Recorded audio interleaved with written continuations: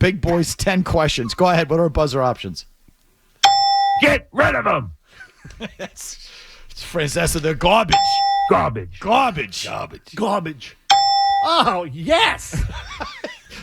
Another one, please. If you want to get receivers that can catch the ball, you got to draft receivers that can catch the ball. Very good, Zoe. That's a good one. Yeah, Zoe. Last one. This wide receiver group stinks. They stink. Thank you. Zone number 10. Hit it. Oh, yes. Did Jaden Daniels' Hail Mary play say more about Daniels or the Bears? The Bears. I mean, what a joke. That whole outfit. I'd call a timeout, get everybody on the same page, diagram it up, tell them, reset who's responsible for what they're going to do, and go out there and execute instead of you got jackasses dancing around and pointing to the crowd. What a joke of an outfit. The right answer is both, actually, but I cannot get past the guy in the Bears completely having his back turned while the play was actually ongoing. Hit it. Garbage. What would you do with Tyreek Stevenson? That's the name of the player, the rookie defensive back. Apparently, I didn't see it. He was doing the exact same thing on the previous play, the 5-yard out that they gave up to allow the... I didn't see that either. Okay, so apparently he was doing the same thing. The ball's being thrown to the other side of the field. He's like this to the crowd or whatever he's doing. So what would you do with that player if you were Eberflus or the Bears? He apologized for it right after the game, so inactive for 1 week. See if he learns his lesson. Yeah, bench him. You got to bench him in some way, shape, or form, and more than the way Mayo does with his guys. A quarter, a half, a game, whatever. There's got to be some message sent there. Pink slip in the locker. You're gone. Fired. Bye. Where was he drafted? Do we know? Was he a high draft pick? Good question. Can I just? I refuse to move on until we just looked it up real quick. Tyreek Stevenson. Yep, you're gonna have to just do this. I don't have Mazz's voice activated stuff. Second round of the 2023 draft. Can't cut rounder. Can't cut a second round pick for that. You can You suck bad enough. You're out. Bye. Okay, next. Get rid of them. Number 8. Give me the ideal coach quarterback tandem for the New York Jets next year. Brian Flores with Vikings OC Wes Phillips and Sam Darnold. Package deal. Ooh, interesting. No interesting. Not Darnold. Darnold Back. No way. Yes. Deion and Shadur Sanders. Ooh, that's fun. Ben Johnson and Shadur Sanders. Ooh, interesting. I was going to go Mike Vrabel, Kirk Cousins. Ooh, not bad. Vrabel with the Jets. This is what you risk when you bring back Gerard Mayo next year, which is what you're going to do. Mm-hmm. What if Vrabel goes to the Jets? That would be interesting. That would be great. Okay, next. If you want to get receivers that can catch the ball, you got to draft receivers that can catch the ball. Exactly. If you want to have fast receivers, you have to draft fast receivers, said Matt Groh. Number 7, Dallas defensive back, Trayvon Diggs. Even before taking off his pads after the loss in San Francisco, came out of the locker room and confronted a reporter in the hallway outside that locker room over that reporter's posting of a video showing him dogging it on a George Kittle catch and run. When the reporter said, we can talk about it, Trayvon Diggs said, we can talk about D's nuts. Greg, your thoughts? Get off your phone! Seriously, he hadn't taken his pads off. He did his phone first. I'm not even sure he went into the locker room. He didn't. So because he was in his full pads. Yeah. So he hadn't even gone inside? Correct. How did he know that this guy posted that video? Alerts on his phone. But where did he have the phone? Like in his pads? It's probably his like jock? Yeah, who knows? Yeah, like on the sideline, on the bench somewhere. He has his phone with him Yeah. on the bench to see the reporter post the clip of him dogging it, and then before he even gets in the locker room, he confronts him. It's unbelievable. It's peak-ass clown behavior. You're looking for alerts on your phone to see if people are talking crap about you for your crap play on a crap team, and then he confronts the reporter. Oh, my It's God. Unreal. And then the reporter says, we can talk about this, and he says, we can talk about these nuts. Which I laughed at. Which actually, good line. And just quickly, apparently he does a podcast because, of course, they all do podcasts now, all these players, and said, like, these guys are here to protect us, like the local media. Oh, unbelievable. Well, here they are. Well, right. I don't think they'd be doing that here. I will say that the reporter did look like kind of a tight-ass know-it-all, which I know the subject very well. I know that sentiment. I know the type very well. Next. Garbage. What team in the league, Greg, can't lose enough in your mind, where every loss fills your heart with joy? It didn't turn out this way till Aaron Rodgers got there, but the Jets. I mean, Sunday was just hilarious and joyful to watch. This makes no sense, but Jacksonville What is Jacksonville's redeeming quality in the league? I can look at just about every other franchise and say they have some redeeming quality. Cleveland's got some history. The Jets are in New York. Jacksonville, useless. They should lose every week.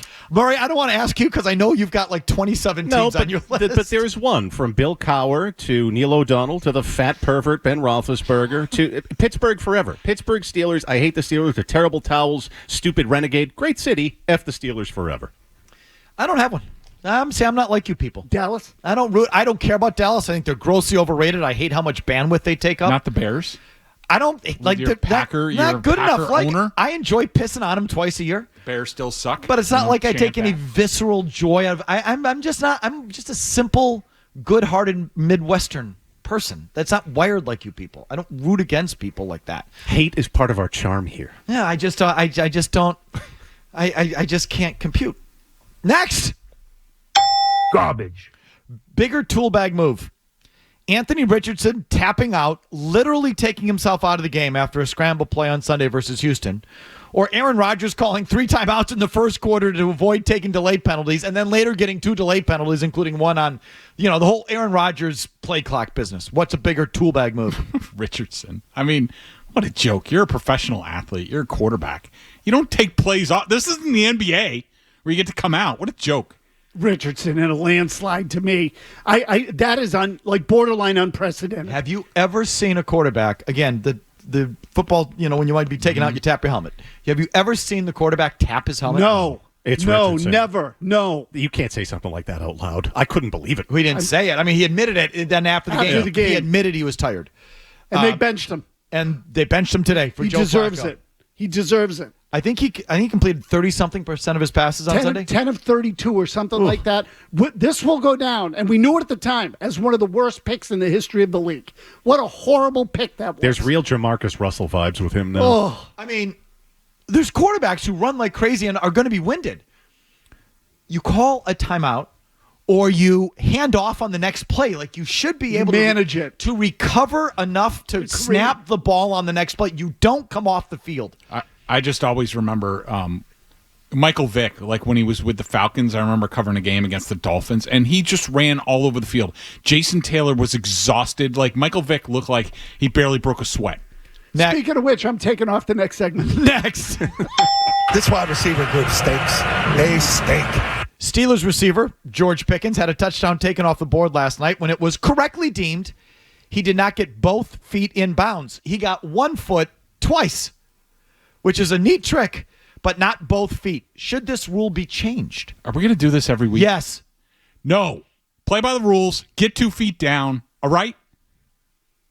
No, do not change the rule. And I will say, in a lot of ways, I think this was worse than Jalen Polk. How do you not? That foot was 2 inches off the ground. The entire time. And he was all he had to do was put it down. It's like he was doing it's like a crunch. He was 6 feet in bounds. It was all he had to do was just let it fall to the ground. That's it. He didn't do it. Unbelievably bad. 1 foot twice counts for 2 feet. Reward the exciting play. And I'm with Murray. They should change the rule. No way. Change the rule. No way. Next. If you want to get receivers that can catch the ball, you got to draft receivers that can catch the ball. Give me your top 3 NFC teams in order, Greg. Detroit, Minnesota, Green Bay for now, but San Francisco by the end of the year. Detroit, Minnesota, Washington. Detroit, Green Bay, Washington. Detroit, Washington, Green Bay. Washington is... Yeah, look, their defense is better than people think now, too. They're playing well. They're legit. Next. Oh, yes. I don't know what was going on. What could possibly? What? Horned up about something. What could possibly? Probably, Murray, yes. Really? Yes. Drop that. What could we be talking mad. about? Someone probably walked by the studio. Or you saw a Chiefs highlight. Oh, yes. It's like Meg Ryan, for crying out loud. Trade deadline a week from today? Yeah. A week from today, right? Yep. It's an interesting. Nothing else going on that day, but a week from today, give me one great, fun, and at least semi-realistic trade you'd like to see across the league. You guys are more fun than I am, but I came up with Micah Parsons to the Lions for 2 first-round picks. Ooh, that is fun. That's great. Okay, so I went along That's the same sexy. line. I went Max Crosby to the Lions. Sexy. Yeah, they lost Hutchinson earlier in the year. They could use a pass rusher. The Raiders suck. Out of conference. I also put an emphasis on that. That's what I would do, something like that. Great minds. I said Myles Garrett from the Browns to the Lions. Good one. There's very few positions that really make sense. Right. A receiver, Pass rusher. a pass rusher, maybe a tight end. Yeah. Yeah, Josh Uche. You know, but those are good ones. Yeah. I like those. Next. Did you have one? Nope. I forgot to think about it. Next. Garbage. From a pure media perspective, not a fan perspective, not a viewer perspective, selfishly, this is just about us. And you out there are just going to have to listen to us. Okay? This is not about you. As usual. Not about you. This is all about us. It's never about us other times. Just From now. reporting, from a reporter standpoint, a commentator standpoint, whose job it is to follow the Patriots on a daily basis. I've set this up enough. Has this been an interesting Patriot season? 100%. I think it's been great throughout, from the Drake May draft pick to judging what Mayo's doing to the Matthew Judon stuff, the guys on the Instagram and videos and, unfortunately for them, the off-field stuff. I mean, it's just like it's been nonstop with this team. Yes, absolutely. Again, I think it's more interesting the Celtics were in the playoffs, for crying out loud. Really, I do. I think there's more intrigue with the Patriots. Obviously, the coaching staff. Just because they're bad doesn't mean they're not interesting. Unquestionably, you have the bitching online, you have the rookie quarterback, you have the critiquing of the incompetent coaching staff and the GM, all of that. Yes. So you guys are more emphatic. I was just going to say it's been not bad. The Belichick stuff. Not bad. But when you think about it, we've had something to talk about every day. Yes. And not like some of the things we like to do, which is the same thing every day. And we do some of that too. But for the most part, there's been something different to really sink your teeth into almost every day. Absolutely. And I don't know how much longer that holds. Like if it's the same thing next year, like you just, okay, yeah, all this dysfunction is talkable, but when you're 3-14 again, what does it matter? I don't know if that runs out. But a surprisingly talk-worthy team this year. It occurred to me today on that. It's a little Cowboys-ish in terms of how there's always something. Now we just need Kraft. Well, no, I mean, it's been Cowboys-like just without any good players. Like the Cowboys do it with good players. We do it with not always. With bums. With no one. I mean, even with like Dave Campo and stuff and, personalities on their team. Like the Cowboys have always been interesting since All right. Jones. If you like that clip, check out more videos from Felger and Mazz here. For more Patriots analysis and opinion, hit this playlist. And for all the latest from the Sports Hub, download the app at 985thesportshub.com.